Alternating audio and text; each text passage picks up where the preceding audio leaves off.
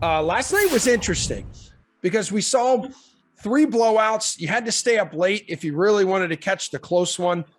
I don't know. Did we completely oversell the excitement of the first round of the playoffs here? Well, it was exciting if your team won in the blowout. Like if you're a Blues fan or a Leafs fan. Leafs fans thought it was a great night. That was crazy, by the way. Just destroying the Lightning 5-0. And, it's funny because I talked about that game with Glash on the slate yesterday, and I said I like the Lightning, but I'm really cautious about betting them tonight. And I actually kind of like the Leafs to win Game 1, and it went exactly as I thought it would for once, because the Leafs did come out and just got that boost from the crowd. Now, that being said, I also said if the Lightning lose Game 1, don't be afraid to get on them in the series total, and I'll stick to that because I do think that the Lightning eventually break through there. But it was definitely an interesting way to start. Obviously, the only close game was the last one, like you said, out in Edmonton. Kings are going to be scrappy, and the Oilers, the Oilers played like they did in the in the middle of the year, where basically their defense just kind of just gave up, and their goalie sucked, and they just tried to win by letting Connor McDavid run through the team and Leon Draisaitl, and it almost worked.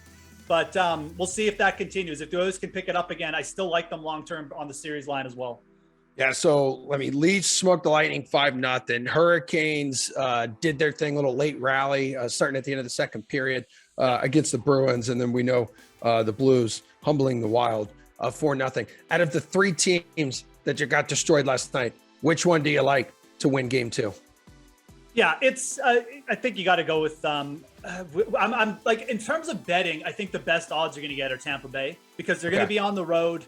But obviously it's a veteran team, and I don't think they're going to be rattled by what happened at all. They're just going to say, okay, that's fine.